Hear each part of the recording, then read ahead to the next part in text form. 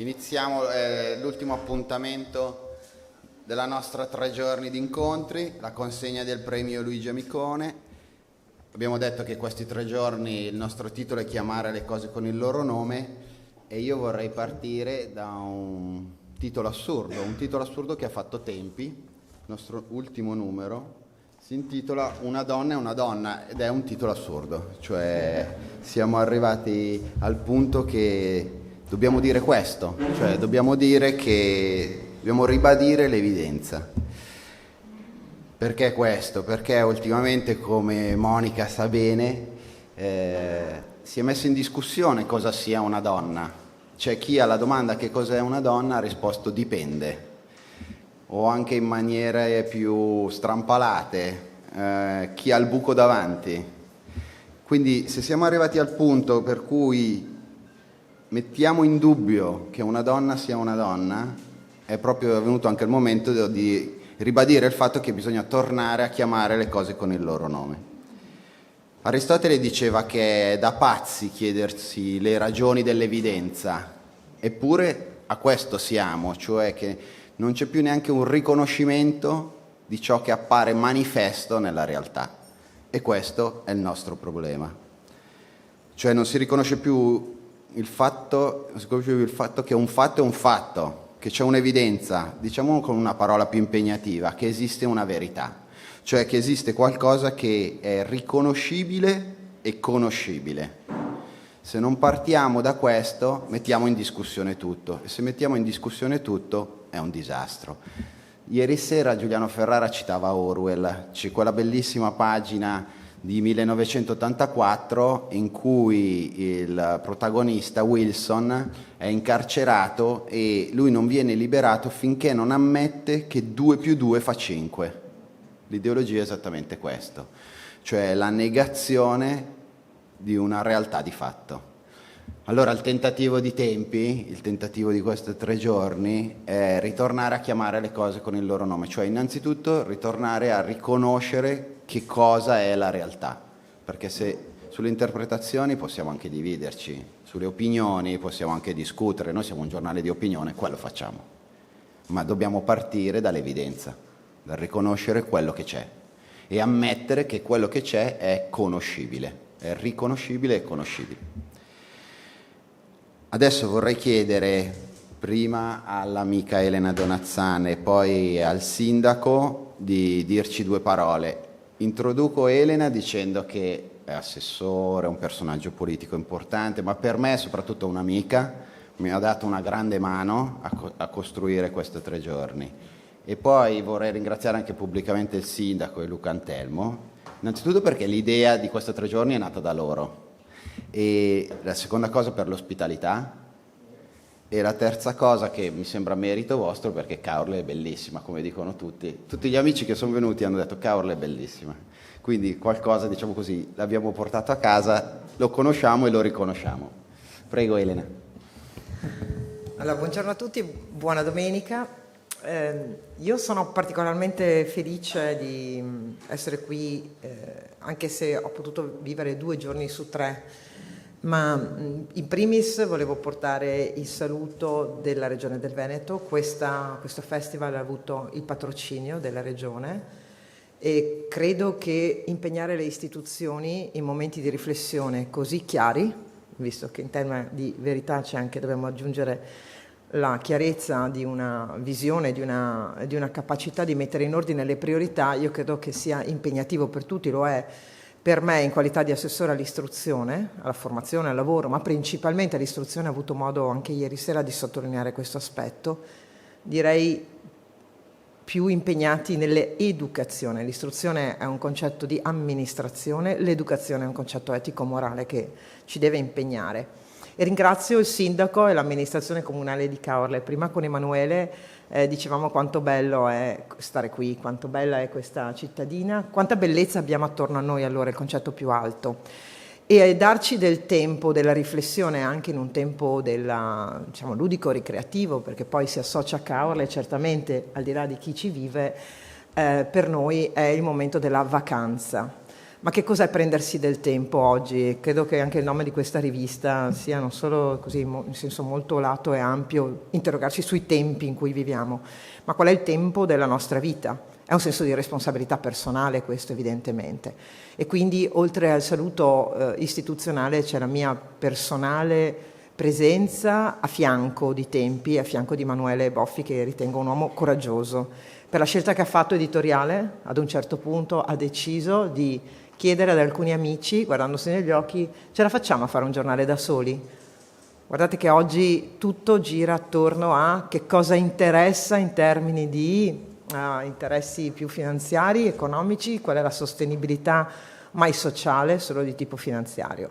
Tempi non si è fatta questa domanda, Emanuele e i suoi collaboratori nemmeno.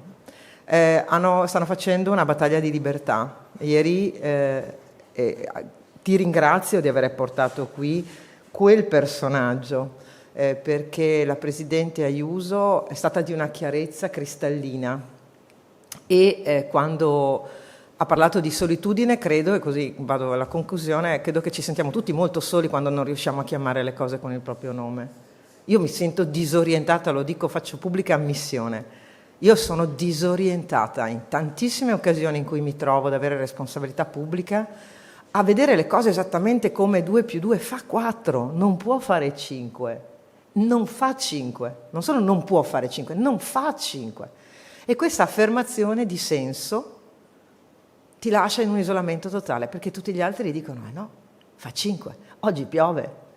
Ecco, io ho riletto Orwell durante il lockdown, perché l'avevo letto al liceo, l'avevo letto in inglese, facevo il liceo linguistico, l'ho riletto, l'ho trovato drammaticamente contemporaneo, assolutamente veritiero in questa lettura. Allora cediamo alla fine, perché poi alla fine quello non è un film non è un libro che finisce bene, non è un film americano, direbbe in un altro film qualcun altro. Però c'è la responsabilità personale. Abbasserò la testa, chiamerò le cose con un altro nome ad un certo punto della mia esistenza? Questa è una domanda di senso che mi faccio così davanti a voi. E la seconda è come vivo il mio ruolo pubblico per evitare di essere obbligata a chiamare con altro nome le cose. Ecco, io penso molto che queste riflessioni che facciamo e il fatto di non sentirsi soli rafforzi me personalmente come amministratore, me come persona e spero anche voi. Grazie ancora all'amministrazione di Caorle che ha voluto dare il via a questo festival, perché secondo me questa cosa, Emanuele, la dovremo continuare a fare e far crescere. Grazie.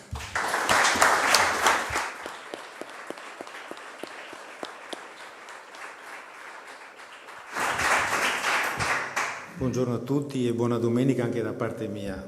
Innanzitutto grazie per le belle parole.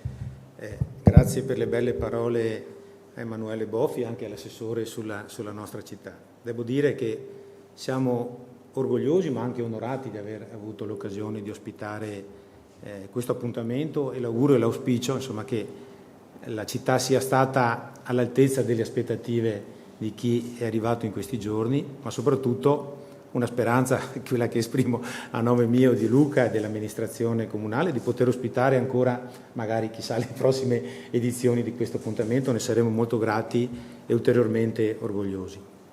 Io devo partire allora dai ringraziamenti e farli nei confronti, prima di tutto, di Luca, del mio assessore, che ha avuto questa idea, assieme naturalmente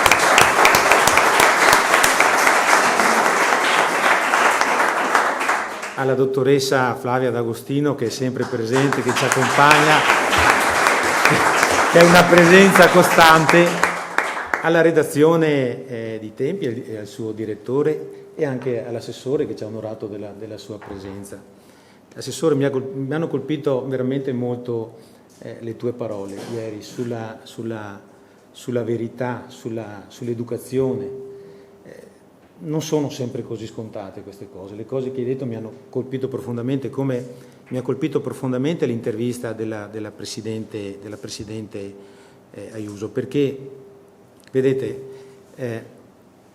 noi dobbiamo alimentare come politica, secondo me, 2 virtù.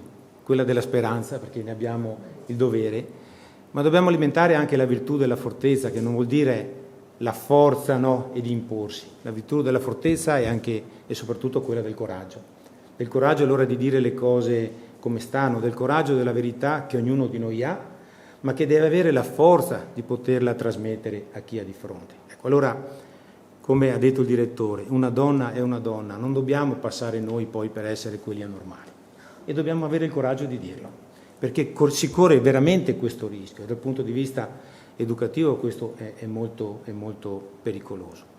Io ho detto ieri che avevamo un sogno, no? Quello di far avvicinare i giovani al mondo della politica, e lo ribadisco, è un grande sogno, perché una città, una nazione senza giovani è una città, è una nazione che muore. E dovremmo avere il coraggio però di dire a questi giovani qual è la strada giusta, qual è la retta via, qual è il bene comune. E dovremmo avere la determinazione di poterlo fare insieme, perché il Papa ha detto non ci si salva da soli. Io dico che non so se ci salveremo, ma alimentando la virtù della speranza, dico insieme possiamo fare tante cose. Per cui grazie veramente per questi 3 giorni che sono stati dal punto di vista educativo molto significativi, profondamente significativi, e alimentano quella virtù della speranza a cui prima accennavo. Grazie veramente di cuore.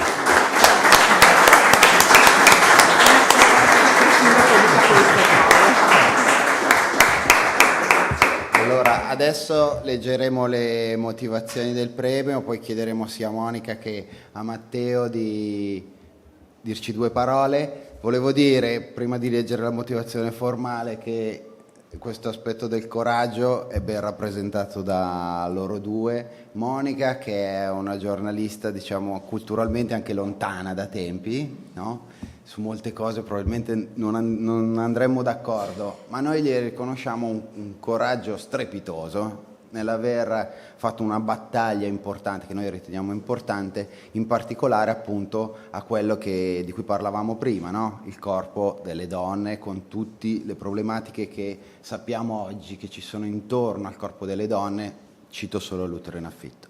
E Matteo è un bravissimo giornalista, si occupa in particolare di Chiesa. Io ho in mente che soprattutto gli articoli che lui ha scritto quando c'è stato il caso del Cardinal Pella.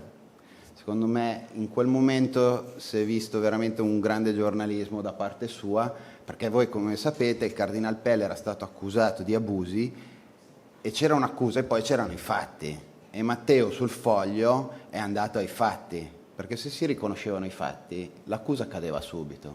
Invece noi abbiamo visto un'agonia contro quest'uomo a partire da un'ideologia, cioè era 2 più 2 fa 5 applicato a quella situazione. Invece Matteo col suo lavoro ha aiutato, e anche il nostro Leone Grotti nel suo piccolo a tempi, ha aiutato a riconoscere i fatti, no? Come diceva Chesterton, la vera libertà è dire che 2 più 2 fa 4. Ok, basta, l'ho già fatta troppo lunga. Allora, leggo la motivazione per cui abbiamo dato il premio a Monica e poi le chiedo di dire 2 parole. Monica Ricci Sargentini è giornalista del Corriere della Sera dal 2004, già caporedattore dell'Unità. A lei il premio per il suo coraggio e ardore nel raccontare e sostenere le ragioni di chi si ostina a non chiamare progresso il lato oscuro e disumano del cosiddetto mondo nuovo. Il premio Luigi Amicone è una giornalista che sa andare controcorrente rispetto alla narrazione dominante, spesso stucchevole e banalizzante, di fenomeni drammatici e complessi come l'utero in affitto, la prostituzione, il transfemminismo, l'identità di genere. Oggi il corpo femminile è suo malgrado un campo di battaglia e c'è chi, in nome della riproducibilità tecnica della vita umana, vuole trasformarlo in contenitore a pagamento, cancellando le donne, la loro differenza e persino la loro anima. Grazie a Monica Ricci Sargentini che non si arrende a questa deriva, ma da posizioni laiche e femministe si oppone alla violazione di quel tabernacolo in cui tutti noi siamo stati accolti.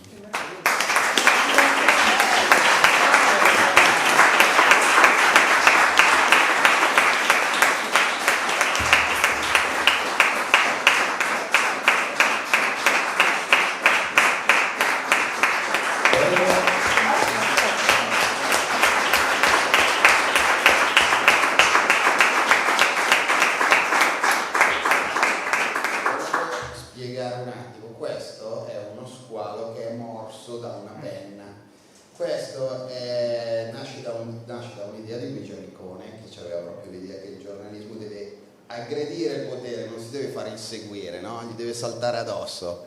E poi questo fu fatto il disegno, il primo disegno, questo è il simbolo di Tempi, da Marco Cirnigliaro, e noi abbiamo pensato che per il coraggio che dicevo prima, tu sei proprio quella che morde lo squalo. Prego. Allora, io mi ero preparato una cosa però, perché non me la preparo mai e stavolta invece ho fatto così, quindi mi dovete far aprire questo. Non la leggo, perché secondo me quando si leggono le cose poi l'attenzione cade. Però volevo partire da delle notizie. Mi posso sedere? Sì. Ma vieni qua, vado io di là. No, mi metto qua. Ho visto una divisa, io sono tanto contenta. Quindi... Mi metto qua. Volevo partire da delle notizie per farvi capire quanto... Mi accende questo, quindi questo lo spegniamo. Va bene.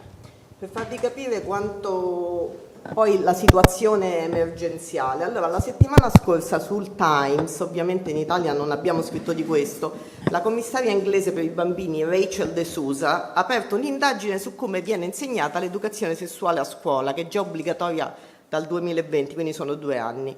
Dopo una serie di denunce sconvolgenti, sembra di non leggere una roba reale, in alcune scuole viene insegnata ai bambini che la prostituzione, o meglio il sex work, perché lo chiamano così, è un lavoro molto appagante. E addirittura viene promosso il sesso kink, cioè quello in cui ci si diverte a farsi chiudere in gabbia, a farsi schiaffeggiare, eccetera. In alcune classi delle elementari si promuove l'uso di pronomi neutri, per cui non si può più dire lei o lui, in modo da non urtare i bambini che potrebbero sentirsi non binari, cioè nati nel corpo sbagliato. Sempre in Gran Bretagna, a Telford, è scoppiato uno scandalo pazzesco nella contea dello Shropshire, si pronuncia così, ho guardato. Un'inchiesta indipendente ha rivelato come per 30 anni sia andato avanti un giro di prostituzione minorile nella comunità asiatica e come la polizia ne fosse a conoscenza, ma abbia evitato di agire per paura di essere giudicata razzista o poco politically correct. Almeno 1000 sono state le bambine e le ragazzine abusate. E dopo si pensava anche che comunque era il sex worker, era un lavoro appagante, quindi che cosa vuoi dire?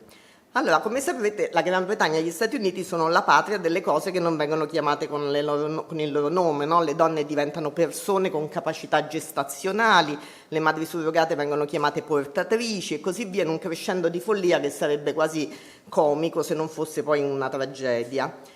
Per fortuna ci sono segnali di marcia indietro, c'è stato il recente annuncio di revisione di tutti i casi di transizione di genere che sono stati fatti alla Tavistock Clinic di Londra e uno dei candidati a sostituire Boris Johnson, Rishi Sunak, ha detto a chiare lettere che se diventerà premier si adopererà per cancellare il linguaggio neutrale, perché dobbiamo poter chiamare una madre e poter parlare di allattamento al seno, non allattamento al petto, come vorrebbero che si dicesse. E della stessa opinione sono altre 2 candidate. Ma non crediate però che il resto del mondo sia immune da questo contagio, perché in Spagna è il vaglio del Parlamento la lei trans, che consentirebbe ai maggiori di 16 anni di cambiare sesso all'anagrafe con una semplice autodichiarazione. In Germania il governo Scholz sta proponendo una cosa simile, in Italia ci hanno provato col DDL Zan, che adesso hanno provato a ripresentare, ma insomma è difficile che passi. Però nei licei, per esempio, assistiamo a un fiorire di carriere alias, studenti invitati a fare coming out in assemblea plenaria, cioè in una scuola si fa l'assemblea plenaria, arriva uno di questi qui della comunità LGBT e dice alzatevi, fate coming out. Cioè, io non so se capite quello che sta succedendo. E poi abbiamo il sindaco di Milano, Sala, che scavalcando le leggi dello Stato ha pensato bene di proporre di registrare all'anagrafe i figli di 2 padri e di 2 madri, cosa che non è possibile perché un bambino non può nascere da 2 padri e da 2 madri, quindi bisogna fare l'adozione nei casi particolari. Poi si dà il caso che è vietato l'utero in affitto in Italia, e io lo chiamo utero in affitto, non gestazione per altri, perché è utero in affitto, e quindi come si fa a fare una cosa, cioè a registrare 2 padri quando è vietata la pratica? Allora, nel nostro paese, ho quasi finito, un gruppo di madri alle prese con i figli affetti da disforia di genere, e anch'io ho sofferto di disforia di genere da bambina, lotta perché i figli non vengano sottoposti a un trattamento dagli esiti incerti e soprattutto irreversibili, perché ti dicono che prendere bloccanti alla pubertà non fa nulla e invece fa. Le trovate sui social, anzi cercatele, si chiamano Madri Degeneri. hanno subito duri attacchi e sono stati costretti a chiudere l'account per qualche tempo. Quindi non sono fenomeni marginali. Nel Regno Unito i bambini che sono stati sottoposti a trattamento di genere è aumentato del 1000% fra i maschi e del 4400% tra le femmine in soli 10 anni. Negli Stati Uniti c'era una sola clinica nel 2007 dedicata a questa cosa, ora sono 1000, di cui 300 pediatriche. Quindi anche qui in Italia abbiamo questo problema, ma non sappiamo niente, non sappiamo a chi danno la triptorelina, non abbiamo dati. Io dico che da giornalista bisognerebbe fare un'inchiesta su questo, cioè se il mio giornale me la facesse fare io la farei subito, perché non è possibile che non abbiamo un dato sui minori che vengono sottoposti a trattamento appunto di sospensione della pubertà e poi alle terapie ormonali. Quindi, in attesa che scoppi uno scandalo anche in Italia, come è successo alla Tavistock e come è successo in Svezia, io direi che se cominciamo a chiamare le cose con il loro nome già facciamo un servizio al Paese. Però stiamo allerta.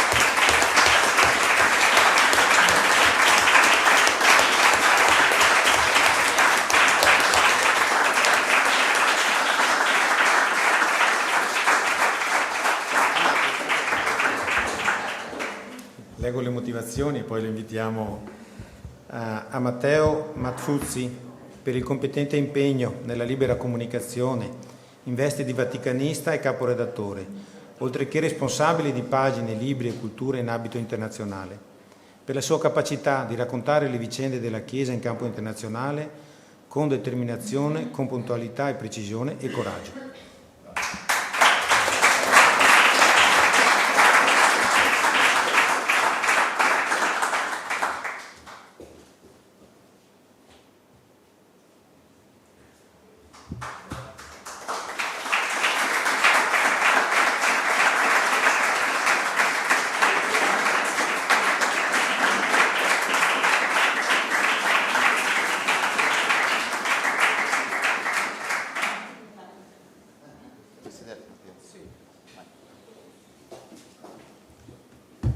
Mettiamo il verso giusto, altrimenti.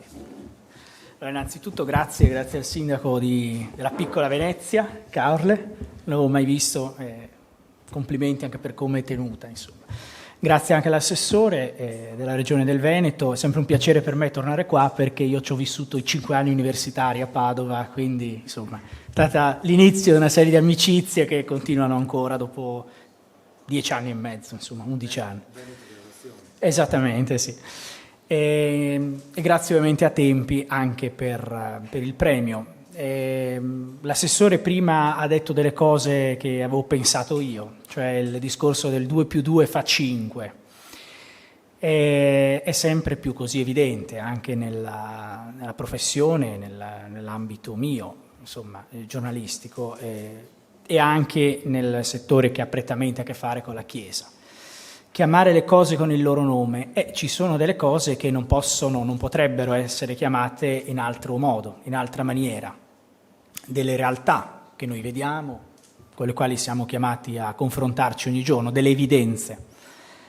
Però è sempre più complicato, perché c'è sempre chi dice che in realtà appunto 2 più 2 non fa 4 ma fa 5.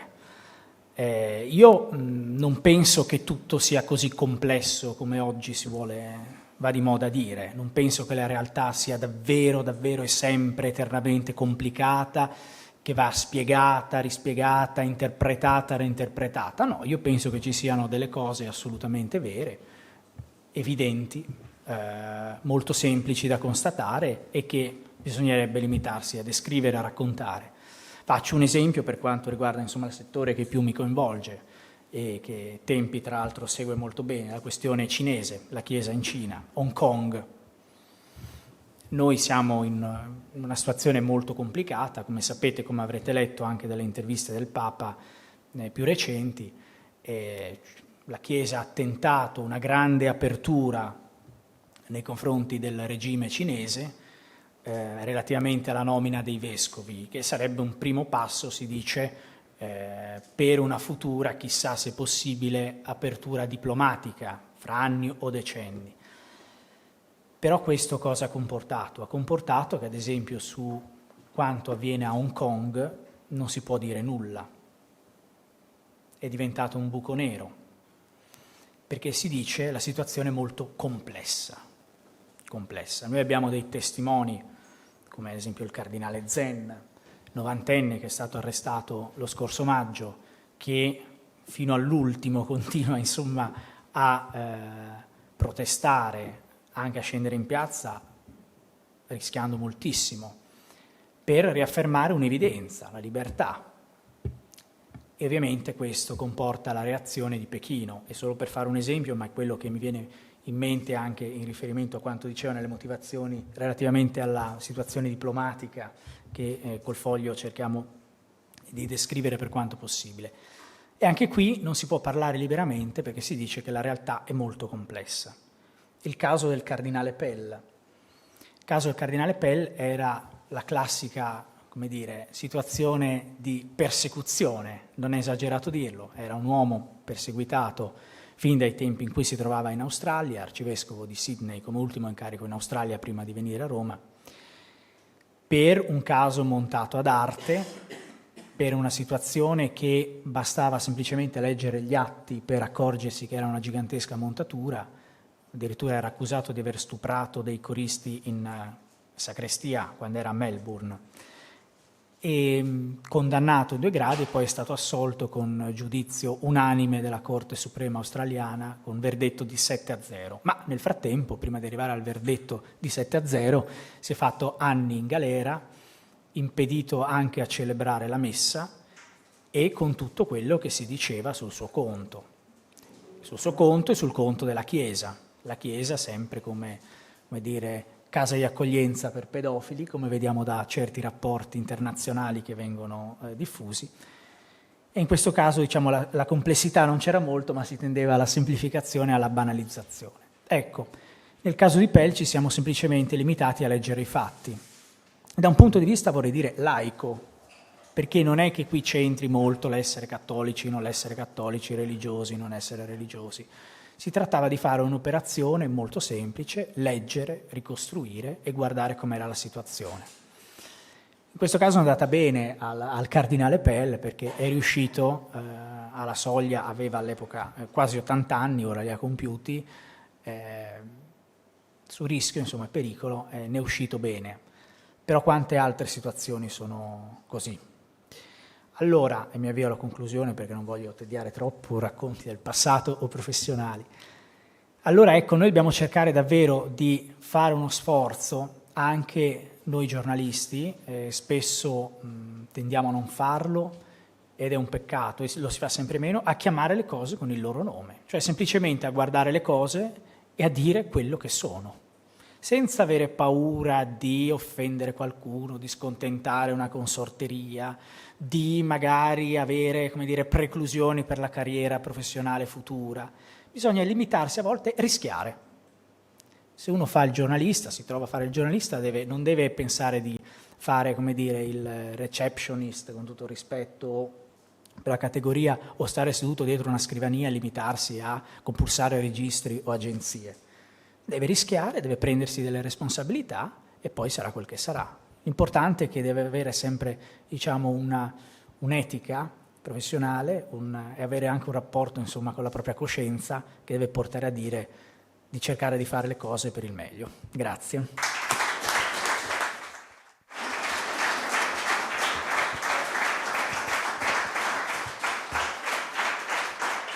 Allora, siamo davvero alle battute finali, ma lasciatemi ricordare che il premio è stato assegnato da tempi grazie anche a un comitato che è presieduto da Giuliano Ferrara e di cui fanno parte anche alcuni amici che sono qui, Marina Corradi, grande penna.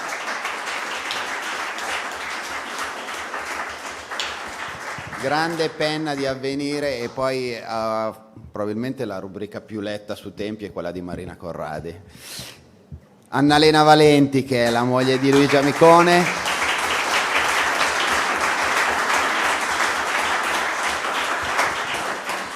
Che vi invito a leggere sul libro, appunto, quello di cui parlavamo ieri sera. C'è anche un ricordo di Annalena, bellissimo, dico solo questo. Daniele Bellasio, dov'è il Daniele?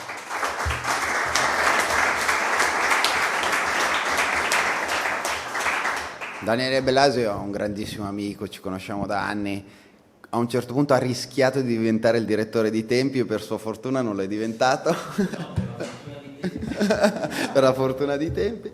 Poi ne fanno parte anche di questo comitato Ubaldo Casotto, che è un nostro grande amico, giornalista, è stato vice direttore del Foglio, Antonia Arslan, scrittrice armena, non so se la conoscete, La masseria delle allodole, grandissimo romanzo. Allora, solo avvisi finali, cioè qui ci sono i libri, sia quello di Matteo che il nostro, chi vuole ovviamente può sempre fare l'abbonamento a Tempi, l'invito è a seguire Tempi, innanzitutto sulla rivista e poi sul sito. Noi ogni giorno scriviamo articoli sul sito, i canali social, non sto a dirvelo, sono tutte cose che sapete. Manuele, esatto. No, volevo dire scusami. al sindaco che noi l'anno prossimo allora torniamo. Vi aspettiamo. Solo ho un piccolo pensiero per Monica e Matteo. È un libro fotografico, un ricordo della nostra città da donare.